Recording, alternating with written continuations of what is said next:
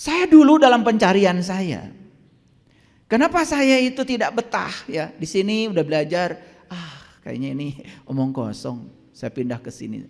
Karena tidak pasti.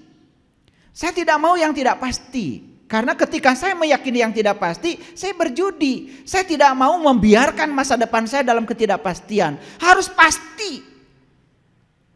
Masa depan saya harus selamat, dan kalau saya mati harus pulang kepada Allah. Harus pasti. Jangan wallahu alam. Harus pasti.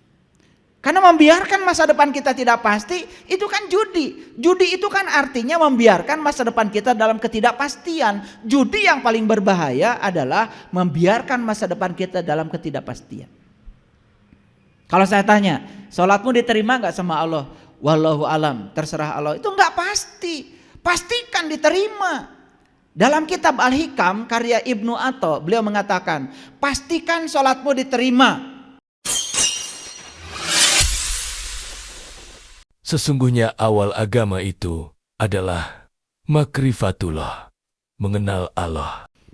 Hari ini kajian kita tak ada paksaan dalam agama.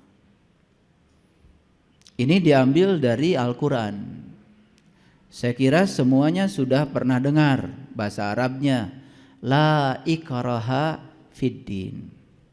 Tidak ada paksaan dalam agama.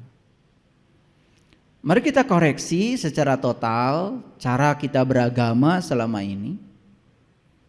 Ketika kita masih merasa terpaksa menjalankan agama, apalagi menjalankan agama cuma karena berharap pahala, takut siksa, sebetulnya sudah cukup untuk menilai diri kita bahwa kesadaran beragama kita belum meningkat. Saya sudah melakukan riset. Karena saya ilmuwan, saya selalu berbasis data. Dan hari ini saya juga akan banyak berbicara data. Supaya tidak terjebak oleh hoax. Saya sebagai peneliti, saya tergabung dengan teman-teman dari seluruh dunia yang sama-sama melakukan penelitian untuk bidang-bidang tertentu. Kebetulan kalau saya punya keahlian di bidang semikonduktor. Riset saya lebih banyak berbicara tentang material elektronika. Tetapi karena saya juga berkecimpung di dunia neuroscience. Neuro itu berarti sel-sel otak, science itu berarti pengetahuan. Bagaimana memberdayakan diri sehingga diri yang luar biasa ini ya berdaya dalam kehidupan. Saya juga masuk dalam jaringan riset yang semacam itu. Jadi jangan heran kalau saya kadang-kadang berbicara data. Data pertama yang ingin saya sampaikan dari riset sederhana saya bertanya dari Sabang sampai Merauke, karena dulu saya sering sekali bepergian ke berbagai tempat. Sumatera, Kalimantan, Sulawesi itu semua sudah hafal lah saya.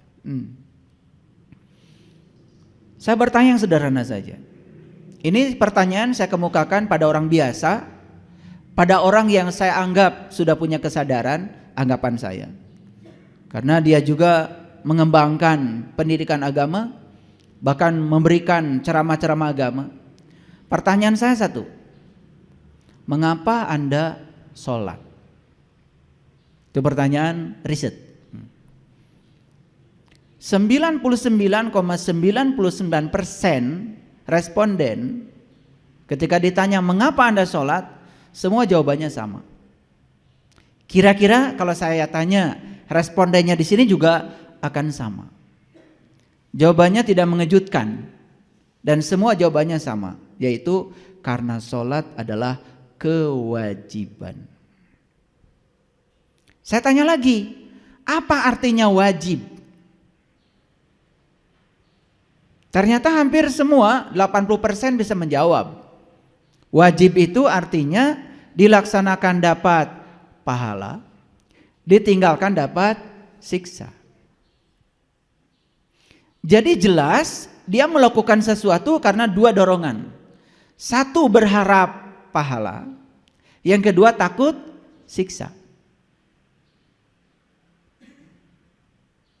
Sedangkan seseorang beragama kan tujuan utamanya adalah memilih suatu jalan agar dia sampai kepada tujuan dari jalan itu. Dan tujuan jalan itu kan sebetulnya adalah Tuhan, Allah, terserah apapun menyebutnya. Itu kan tujuan jalan kita. Tapi kok tujuannya adalah pahala, berhubungan dengan surga yang selama ini disebutkan, atau siksa yang berhubungan dengan neraka. Padahal tidak ada dalam Quran satu klausul yang menyatakan bahwa sesungguhnya kita berasal dari Allah dan kita akan kembali ke surga. Nggak ada. Yang ada adalah inna lillah wa inna ilaihi rajiun. Sesungguhnya kita berasal dari Allah dan jelas kita harus kembali kepada Allah. Itu tujuan kita. Makanya lahirlah yang namanya agama. Apa sih agama itu? Agama itu jalan. Jadi jangan heran kalau jalan banyak. Sekali lagi, jangan heran kalau jalan banyak. Mau sampai di tempat ini, boleh memilih jalan. Mau lewat jalan pesantren situ ke sini, boleh. Mau lewat jalan Sirna Rasa dari sini ke sini, boleh. Mau lewat jalan sentral dari sana ke sini, boleh. Mau lewat jalan belakang namanya jalan Sukajaya ke sini, boleh. Jadi ke sini saja, seingat saya jalan ada jalan sentral, ya, jalan pesantren, jalan Sirna Rasa, jalan Sukajaya, ada 4. Siapa yang akan sampai duluan di sini? Tentu saja yang sampai duluan di sini adalah mereka yang satu, tekun di jalannya setelah memilih jalan. Yang kedua, mengikuti rambu-rambu yang ada di sepanjang jalan. Dan sampai di sini. Coba. Yang merasa jalan dia paling benar, tapi nggak pergi-pergi. Lalu terus menyalahkan jalan orang lain. Jalan yang benar Sukajaya, sentral salah, jalan pesantren salah, jalan Sirna Rasa salah, jalan saya paling benar, tapi dia nggak jalan-jalan, diem aja merasa jalannya paling benar. Nyampe nggak? Nggak nyampe di sini. Jadi bagi saya agama itu jalan. Karena agama jalan, ya sudah, tekun saja di jalan yang sudah kita pilih. Toh kita juga sudah ditakdirkan ayah ibu kita mengambil jalan ini. Bukan kebetulan kita juga lahir dari ayah ibu yang jalannya itu. Berarti kita memang data karmanya harus meneruskan jalan itu. Gak masalah, yang penting tekun di jalan itu. Paham maksud saya? Oke. Cukup gak kita memilih jalan? Ya gak cukup. Yang kedua, kita harus punya pengetahuan tentang rambu-rambu jalan. Makanya di setiap agama disediakan yang namanya kitab suci. Jadi kitab suci itu adalah rambu-rambu, disebutnya juga petunjuk jalan. Siapa yang akan sampai di tujuan? Yang akan sampai di tujuan adalah mereka yang satu, bisa membaca petunjuk jalan dengan benar. Yang kedua, mengikuti petunjuk jalan juga dengan benar. Siapa yang akan tidak sampai di sana? Dia sudah jalan tetapi dia salah membaca petunjuk jalan. Nyampe gak di sini? Gak nyampe. Ini saya bikin ilustrasi dulu supaya otaknya mengalami warming up. Karena otak setiap manusia itu harus ada pemanasan dulu. Olahraga itu harus ada pemanasan. Sama ngaji juga harus ada pemanasan. Ini pemanasan dulu supaya panas otaknya sehingga nyambung nanti. Jadi harus ada jalan, setuju ya? Harus ada petunjuk jalan. Gimana caranya supaya kita tidak gagal dalam membaca petunjuk jalan? Maka di situ harus ada penuntun jalan. Ulangi, jalan, petunjuk jalan, kemudian penuntun jalan. Nah, penuntun jalan itu adalah orang yang sering berjalan di jalan itu, Terbukti dia sudah sampai di tujuan karena dia sudah tahu cara membaca petunjuk jalan. Itu yang disebut dengan penuntun jalan. Nah, zaman dulu ya, penuntun jalan itu adalah para nabi, para rasul, para bijak, para suci, para mursyid, para guru-guru itu. Dalam konteks kekinian tentu saja jangan khawatir. Karena Allah sudah menjamin di setiap zaman, di setiap kondisi Allah itu akan mengutus utusannya yang sesuai dengan bahasa kaumnya. Walaupun statusnya beda, tentu saja bukan rasul lagi, bukan nabi lagi, karena gelar itu sudah selesai. Berikutnya tentu saja yang dibutuhkan bukan gelarnya, tetapi peran dia membawa kita supaya kita tidak salah jalan. Clear sampai sini? Ulangi, ada jalan, ada penuntun jalan, ada petunjuk jalan. Cukup? Gak cukup. Ya harus ada kendaraannya dong. Mana kendaraannya? Nih kendaraan.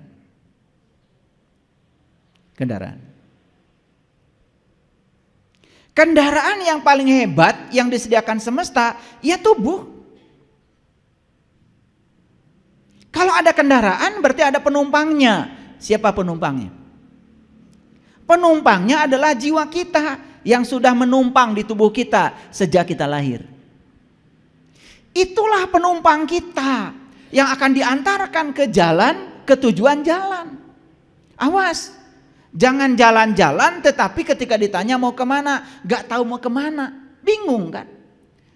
Kita jalan-jalan, memilih jalan, sebenarnya tujuan utama adalah mengantarkan nih sang jiwa setelah diperankan di kehidupan di dunia ini, selesai dia tahu tempat pulangnya.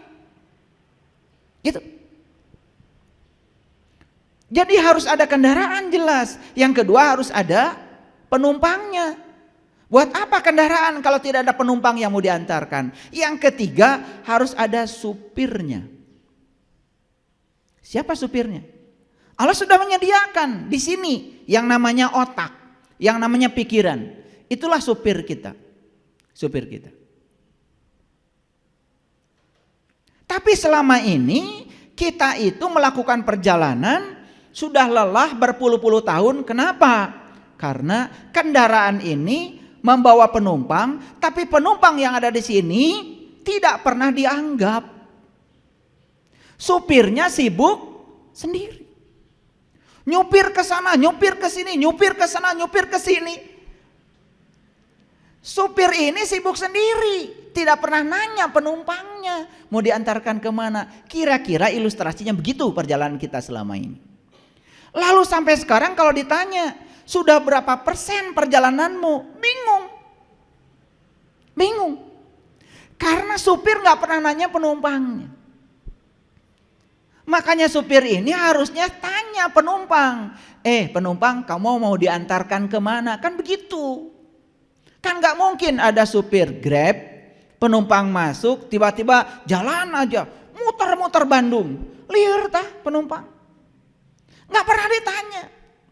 Jadi wajar kalau hari ini penumpang ini adalah liar, pusing. Kenapa? Gak pernah ditanya. Diabaikan, ditelantarkan. Lalu pikiran jalan sendiri. Makanya si supir juga lelah. Kenapa? Ini perjalanan sudah panjang, bensin sudah habis banyak, mobil juga hampir mogok. Tetapi yang dituju nggak sampai-sampai, salah sorangan karena supir nggak pernah tanya penumpang. Kira-kira ilustrasi saya terbayang? Oke. Itulah agama. Jadi agama itu sebetulnya adalah jalan. Makanya tidak ada yang punya definisi agama bangsa manapun kecuali satu-satunya bangsa kita yang punya definisi agama. Saya sudah belajar semua tradisi agama. Hanya bangsa Nusantara, leluhur kita yang punya definisi agama yang pasti. Apa itu agama? Agama adalah latihan dasar menempa diri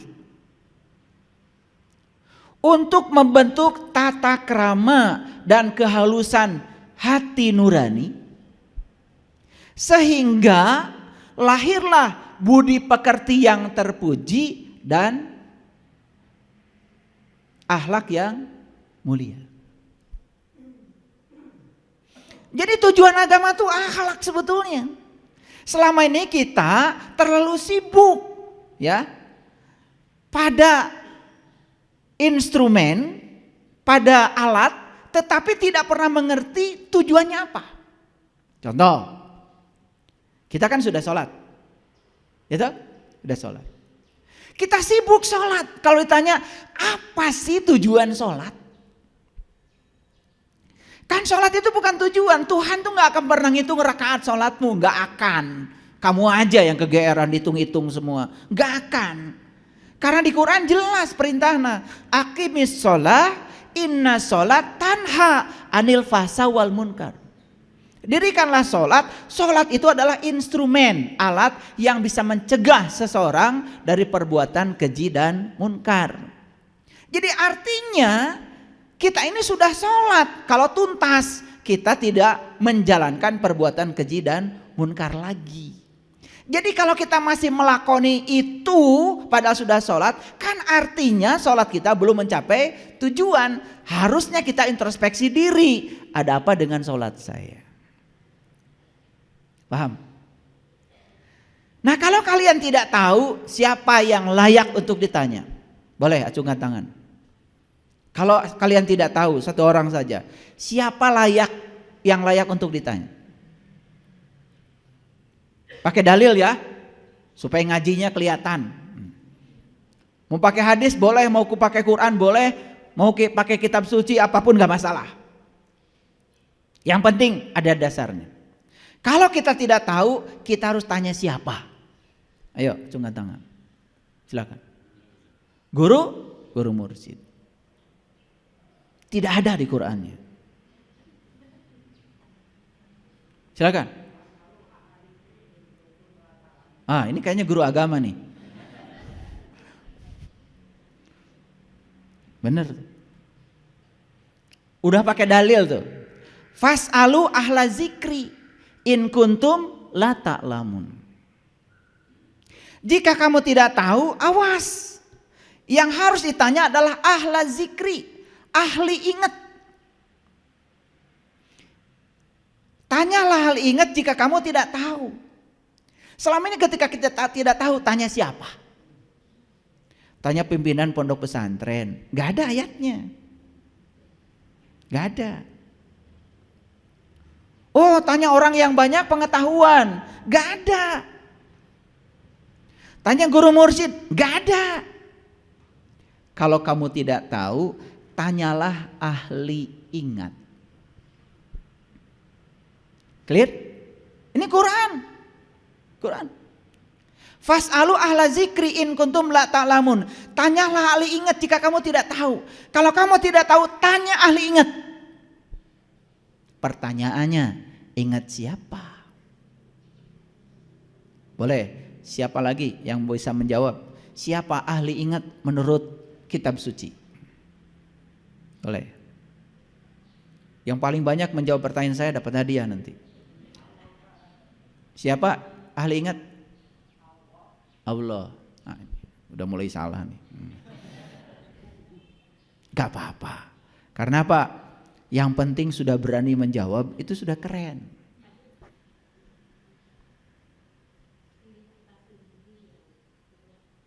Diri kita sendiri. Ingat aja belum.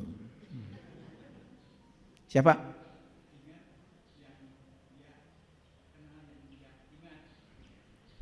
Yes. Tapi belum pas jawabannya. Di Quran jelas. Ahli ingat itu di Quran jelas. Gelarnya namanya ulul albab.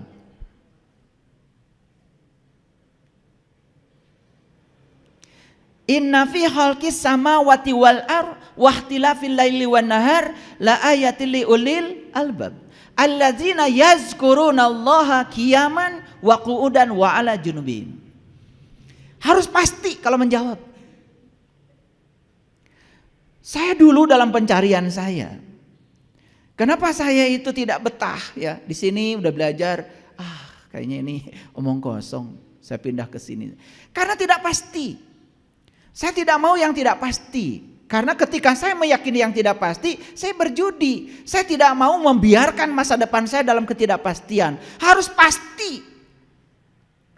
Masa depan saya harus selamat, dan kalau saya mati harus pulang kepada Allah. Harus pasti. Jangan wallahu alam. Harus pasti.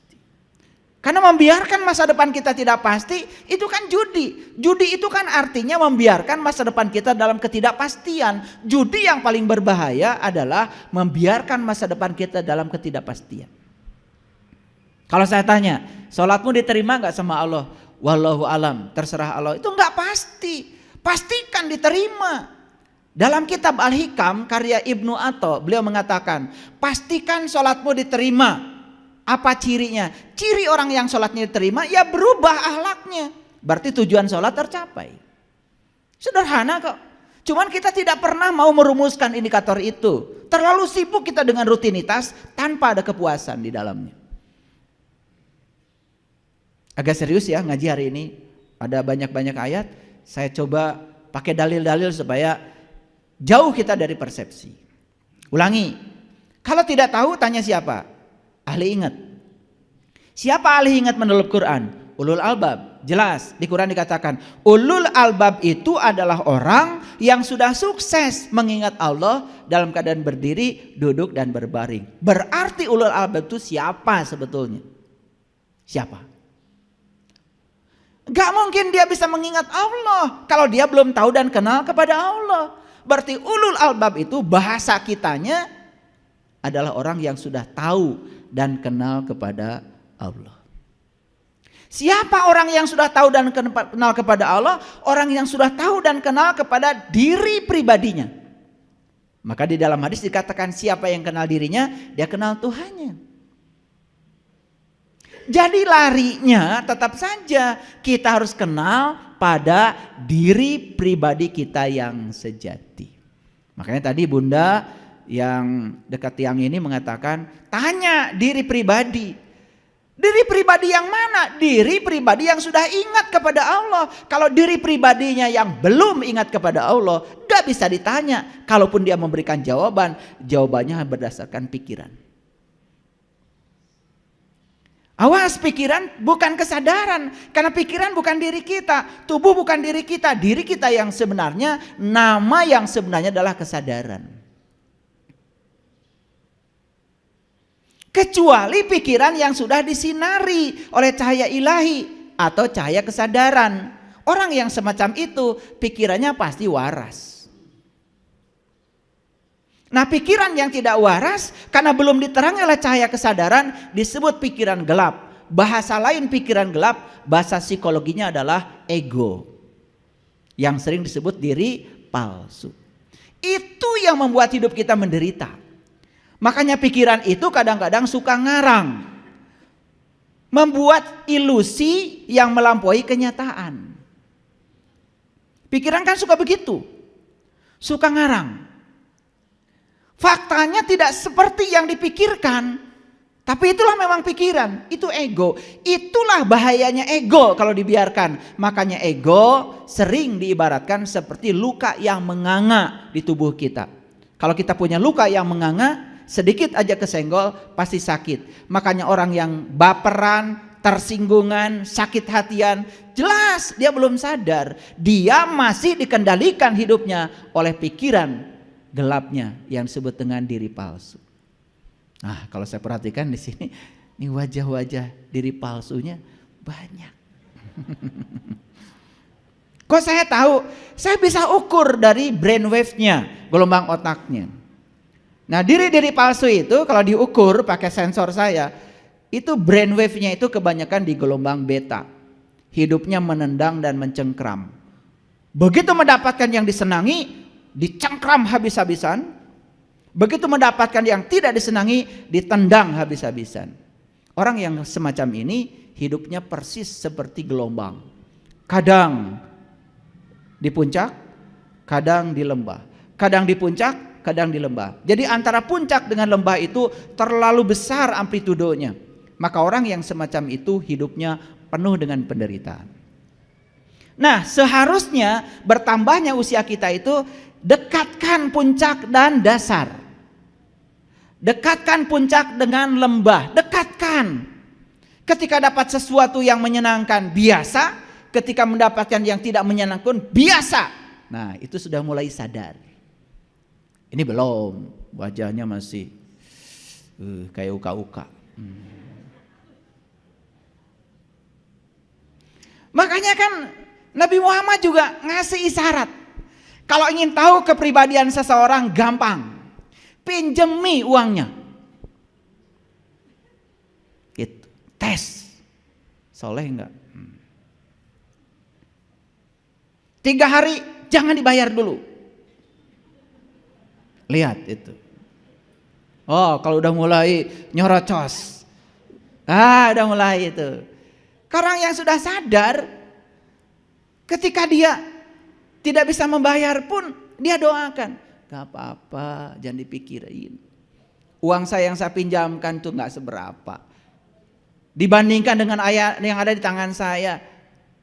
Saya tidak akan kekurangan meminjamkan uang kepadamu. Saya bahagia melihat kesusahanmu bisa tertolong dengan uang saya. Gak apa-apa, saya doakan kau banyak rezeki ya. Gitu. Bahasa yang keluar itu illa kilan salaman salama. Tidak ada yang keluar dari mulutnya kecuali ucapan yang damai dan mendamaikan. Lihat orang-orang tidak berkesadaran. Kamu kurang ajar ya, janji 3 hari. Wah, sudah pencet jika perlu.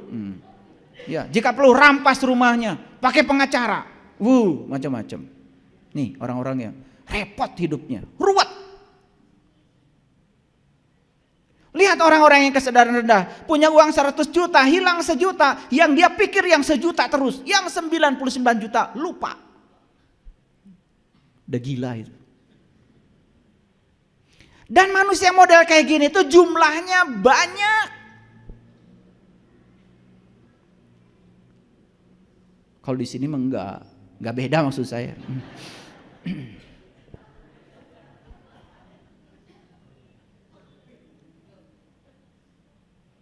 Makanya judulnya hari ini tidak ada paksaan dalam agama. Pesan apa yang mau saya sampaikan? Pertama, ngerti dulu apa itu agama. Agama itu adalah jalan. Agama itu adalah sangat pribadi, sangat pribadi. Makanya agama adalah alat pertahanan diri untuk melindungi diri dari kejahatan diri kita sendiri. Camkan itu. Ulangi. Agama adalah alat pertahanan diri untuk melindungi diri dari kejahatan diri kita sendiri. Tidak ada yang berbahaya di luar dirimu kecuali kamu sendiri. Yang suka yuwaswisu, yang suka waswisu, yang suka berbisik itu bukan orang lain.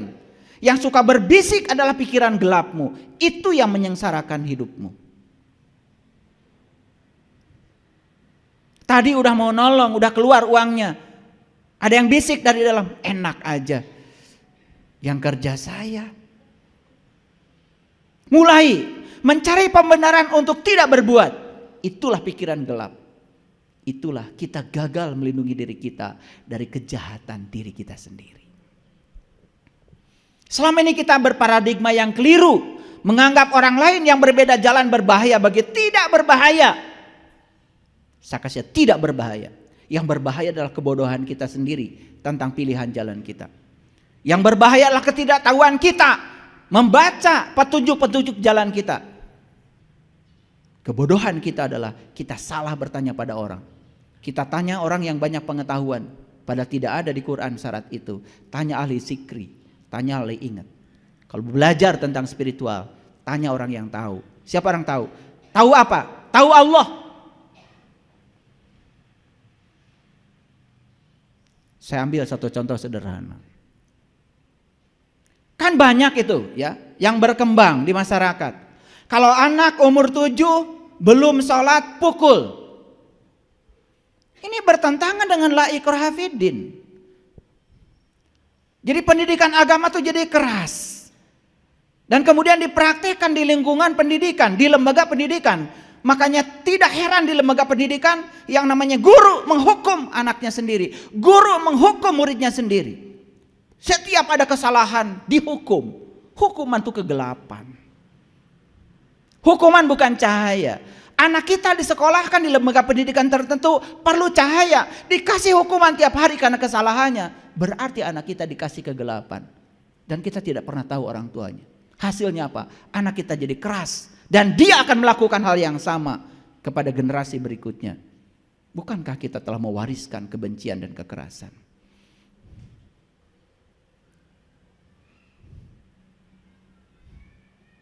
La ikraha fiddin, tidak ada paksaan dalam agama. Kalau tidak ada paksaan dalam agama, agama itu harus menarik. Agama itu harus menarik. Agama itu harus membuat kita mau melakukannya. Banyak saya mengajarkan anak-anak muda. Dulu belum ketemu saya. Dia bilang, saya disuruh bapak saya, ibu saya sholat. Ya saya cepet-cepetan aja katanya ayah. Supaya ibu bapak saya senang. Dan setelah itu keluar dari kamar. Yang penting wajah saya katanya udah basah, ada air wudhu. Dan ibu saya senang karena saya sudah sholat.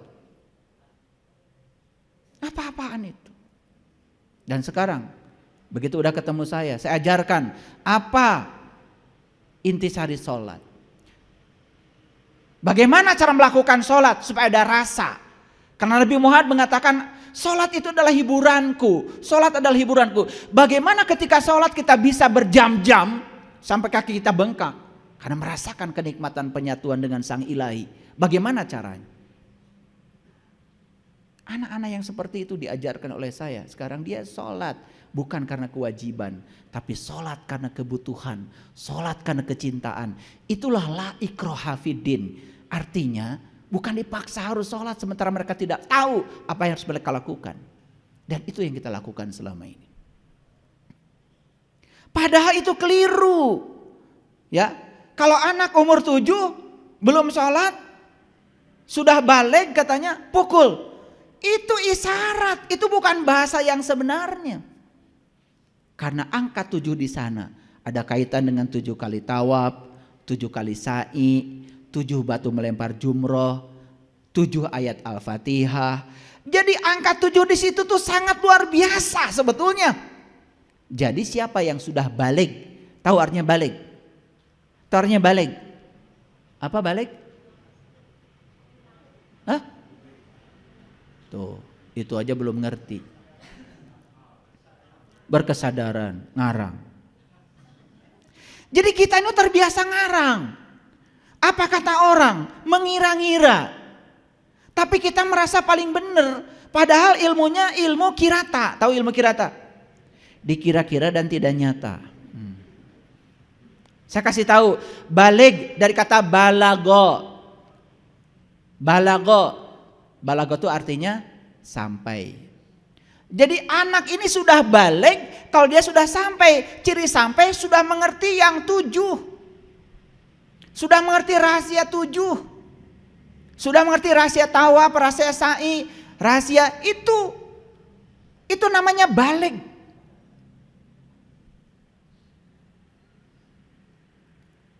Yang luar biasa lagi, anak kita dalam keadaan tidak tahu apa-apa, dipaksa harus seperti yang orang tua mau. Bahkan bajunya pun dipaksa seperti yang orang tua mau. Dipaksa seperti yang dipersepsikan oleh orang tua kebenarannya.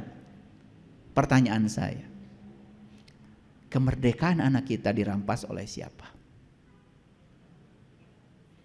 Hampir tidak membuka ruang buat anak kita. Kamu memilih jalan mana? Hampir tidak dibuka ruang. Gak apa-apa jalannya sesuai dengan jalan kita. Tapi kasih tahu pengertian. Supaya mereka menjalankan sesuatu gak kayak robot. Mereka menjalankan sesuatu dengan senang. Makanya apapun yang dilakukan dengan senang pasti berkembang. Tiket untuk Coldplay yang akan ditayangkan nanti November 2 hari ludes. Coba bayangkan. Kenapa? Karena mereka senang.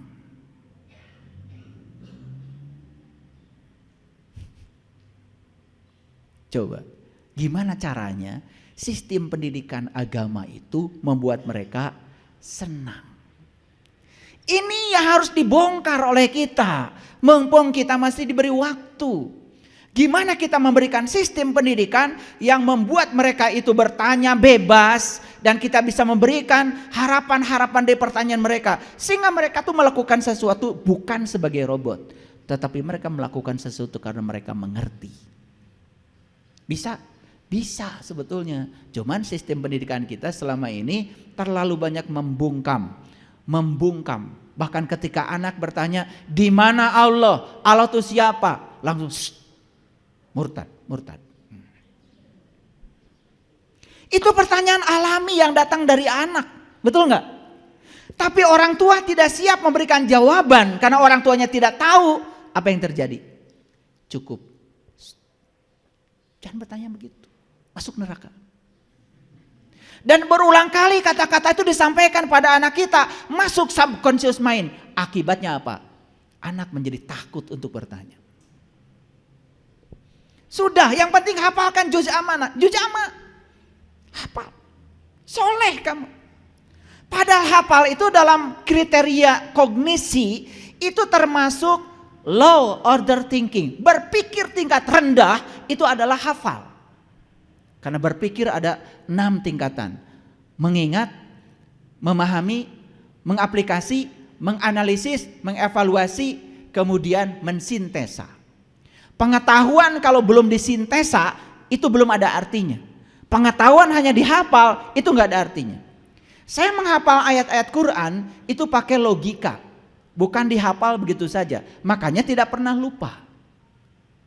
Berbeda menghafal sesuatu yang kita tidak mengerti dengan menghafalkan sesuatu yang kita mengerti. Berat otak kita, berat memori kita. Kalau menghafal sesuatu karena mengerti, menghafal itu karena alami saja karena mengerti jadi gampang. Saya ditanya oleh mahasiswa saya ribuan rumus fisika, sekarang saya ditanya hafal semua. Dan saya hafal bukan karena membebani otak saya untuk menghafal, tidak, karena saya mengerti. Nah, saya sering tantang mahasiswa saya lagi jalan kaki ditanya mau rumus mana, rumus kemagnetan, kelistrikan, mekanika, mau tanya yang mana sama saya bisa menyebutkannya. Dan saya hafal bukan karena apal cangkem, tetapi karena mengerti.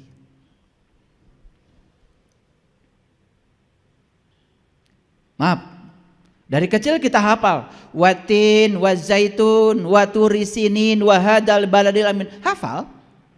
Ketika tanya apa isinya, pesan apa yang ada di dalam, kita tidak bisa menjawab. Terus kalau kita hanya hafal tidak sampai kepada memahami, apalagi mengaplikasi, terus buat apa pengetahuan itu? Kan gak ada artinya. Di level kognisi saja itu level kognisi yang paling rendah. Dan selama ini kita mengagung-agungkan orang yang hafal ini, hafal itu. Betul? Padahal hafal itu baru level kognitif yang paling rendah. Saya sering ada orang tanya, minta sumbangan. Bapak minta sumbangan, kenapa, buat apa?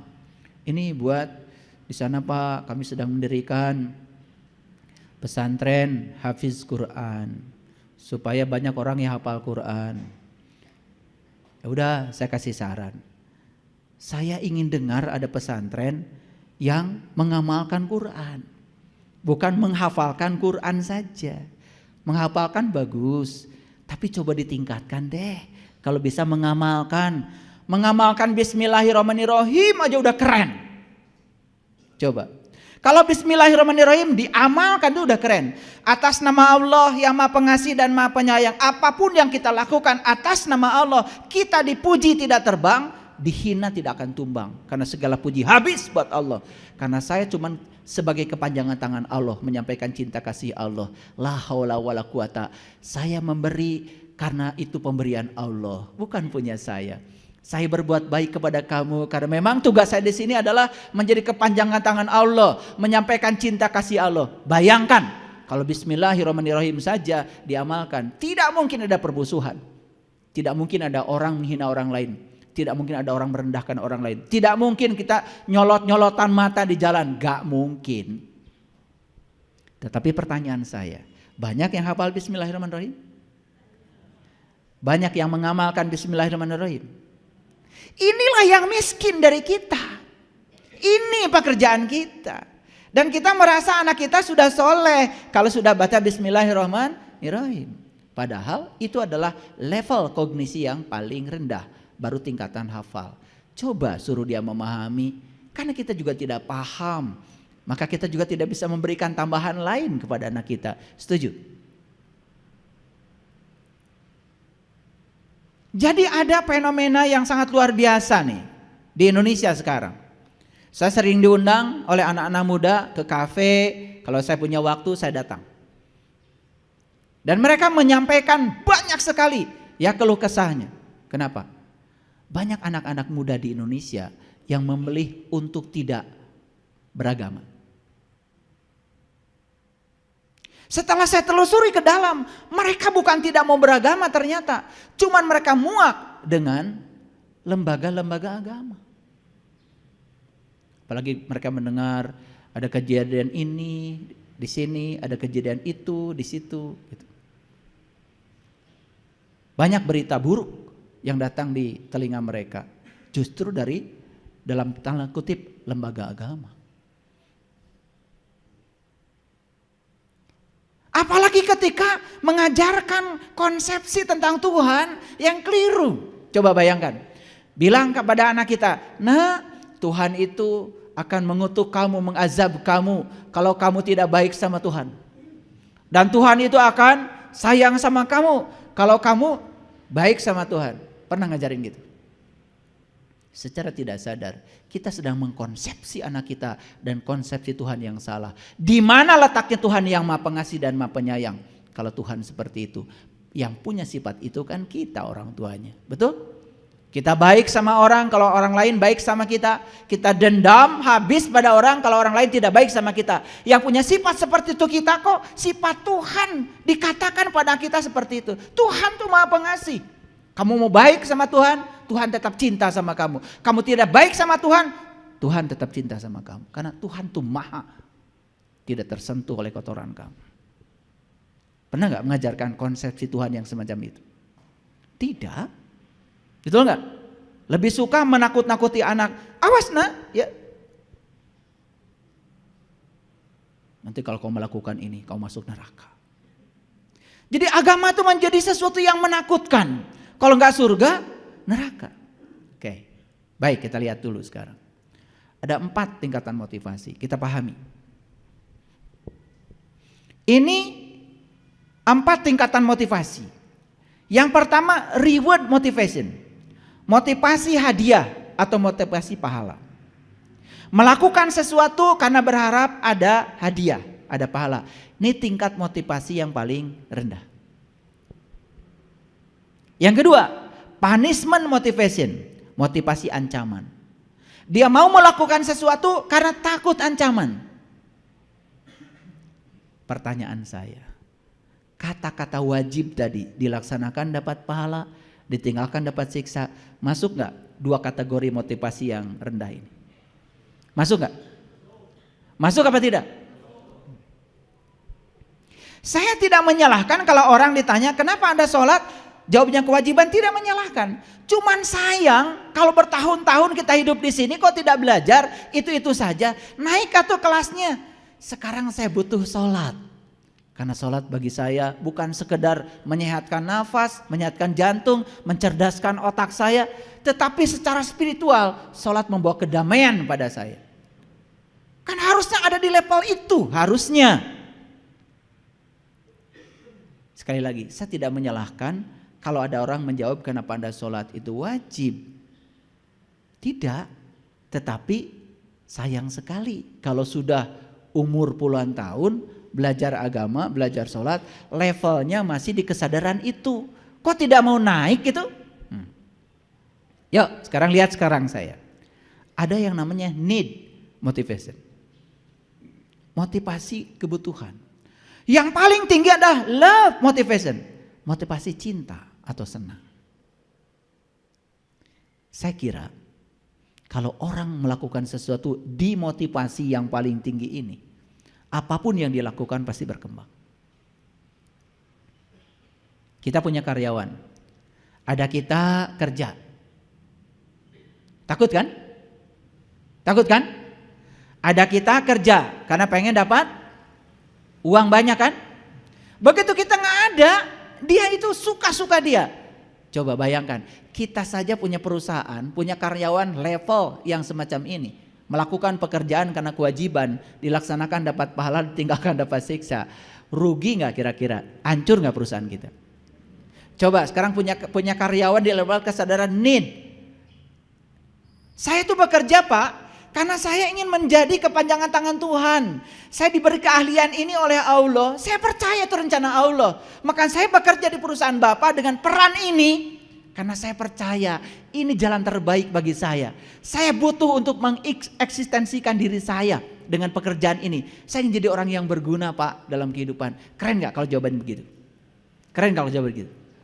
Maju gak perusahaan kita? Maju.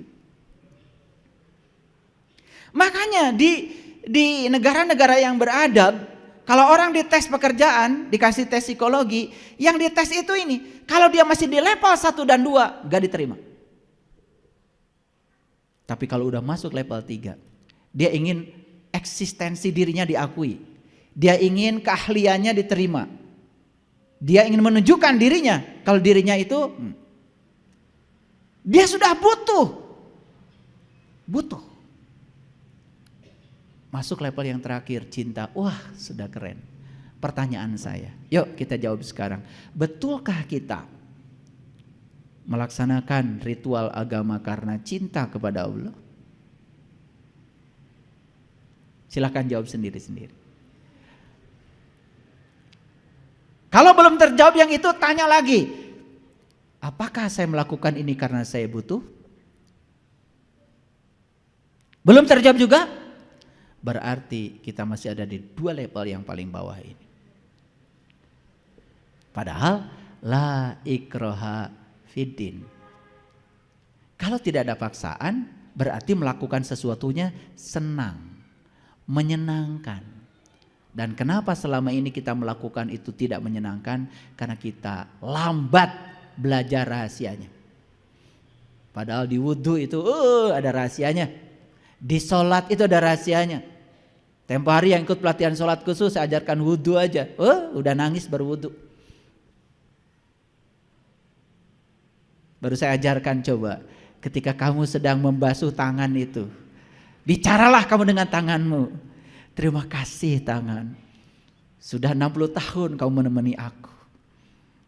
Dengan kehadiranmu aku bisa makan, bisa masak, bisa berdandan. Bahkan ketika kancingku copot pun kau membantunya.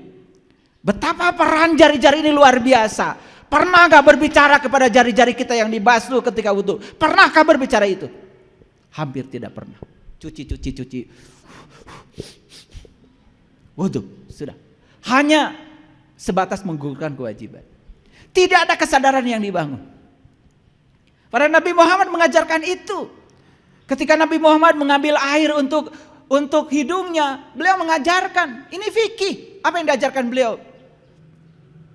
Masukkanlah bau surga ke dalam hidungku. Jauhkanlah bau neraka dari hidungku.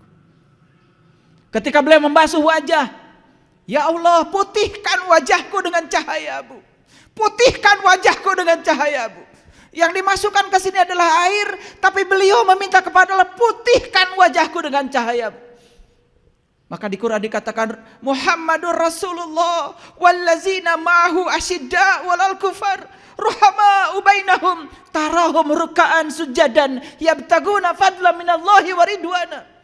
Umatnya Nabi Muhammad itu penuh cinta kasih pada siapapun tanpa membeda-bedakan. Bekas ruku dan sujudnya nampak di wajahnya.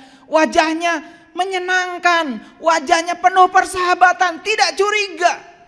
Penuh kebijaksanaan. Coba, orang lain pinjam uang sama kita, kemudian dia tidak bisa bayar, dia datang pada kita. Sebelum dia bicara, langsung kita bicara. Sudah, jangan dipikirkan. Sudah. Uang saya masih banyak, berkecukupan. Saya doakan kamu, semoga nanti ada rezekinya. Bahkan ketika dia tidak bisa bayar, sudah, jangan dipikirkan. Sudah, saya ikhlaskan. Nggak Nggak usah dipikirkan lagi kata-kata itu. Itu yang disebut dengan tarahum rukaan sujadan yabtaguna fadlan minallahi. Bekas ruku dan sujud nampak di wajahnya. Bukan secara fisik. Maaf, bukan ini jadi hitam, bukan. Karena kalau ruku yang benar, sujud yang benar seperti yang diajarkan Nabi, harusnya ini tidak sampai berbekas. Harusnya. Coba kita nanti suatu saat kaji hadis-hadis tentang fikih. Bagaimana melakukan itu? Karena kita senang gak peduli. Dan kita merasa kalau sudah begitu melakukan semuanya selesai. Yuk sekarang. Di mana motivasi kita melakukan semuanya? Kalau kita masih di level 1 dan 2 berarti bertentangan dengan la ikraha fiddin.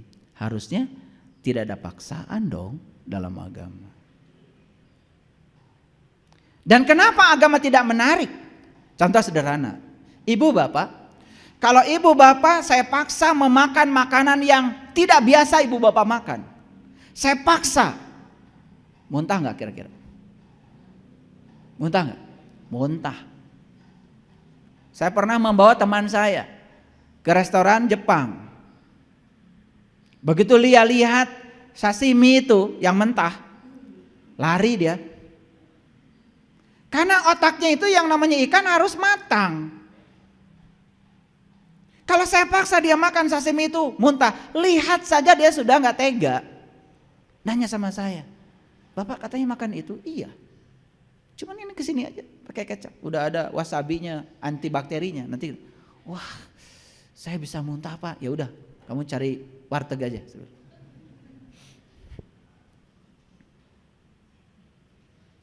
Sekarang ini kita memaksakan sesuatu dilakukan oleh anak-anak kita tanpa dikasih knowledge. Betul apa tidak? Betul apa tidak? Kamu harus sholat, kamu harus ini, harus ini. Kita sendiri tidak punya knowledge-nya. Maaf, saya pernah didatangi banyak orang tua yang datang pada saya mengeluhkan anaknya tidak sholat. Ayah, anak saya sudah mahasiswa, tapi sampai sekarang belum sholat. Ibu, alhamdulillah saya sholat. Gimana sholatnya ibu? Sudah merasakan nikmatnya sholat? Mulai. Siapa yang kau ingat ketika sholat? Mulai. Saya bilang, kamu aja sholat cuman karena udah tua. Dulu juga kamu seusia anakmu gak sholat juga kan? Loh kok ayah tahu? Tahu dari wajahnya. Diam akhirnya. Terus gimana caranya? Perbaiki dirimu. Perbaiki sholatmu. Sampai mewujud sholatmu menjadi akhlakmu. Dan setelah wujud menjadi akhlakmu. Perhatikan. Anak-anak cucumu akan mengikuti sholatmu nanti. Kenapa? Ibu saya gak pernah marah di rumah. Karena sholatnya rajin. Coba sholat rajin, marahnya rajin. Siapa yang mau sholat? Ngikutin kalian. Ini saya bicara fakta. Oke. Sampai sini ngerti? Kita mau di tingkatan mana melakukan sesuatu? Mau di tingkatan cinta? Yuk. Kalau di tingkatan cinta, kelembutan, kasih sayang, buang semua. Kata-kata kasar, suruhan, paksaan. Makanya di Quran dikatakan yu'til hikmata may yasha wa may yu'til hikmata faqad utiya khairan katsir wa may yazakkaru ila ulil albab. Orang yang tingkatannya sudah ulil albab tadi, apapun perintah dia sudah bukan kata-kata, tapi bil hikmah. Semua dengan keteladanan. Makanya kalau kamu ingin merubah situasi, rubah dirimu. Kalau kamu merubah dirimu, situasi akan berubah. Ingin merubah pasangan hidupmu, rubah dirimu. Jangan merubah dia. Rubah dirimu. Introspeksi ke dalam. Saya percaya kalau kamu berubah, pasangan hidupmu juga akan berubah. Jangan terus keluar menyerang orang lain. Memaksa orang lain harus seperti yang kita mau. Jangan, stop itu. Berubah dirimu. Pasanganmu akan berubah. Berubah dirimu. Anak cucumu akan berubah. Coba bayangkan. Habis sholat marah-marah. Habis sholat marah-marah. Nyubit lagi. Gimana anak mau sholat? Masih pakai mukena lagi nyubitnya. Coba.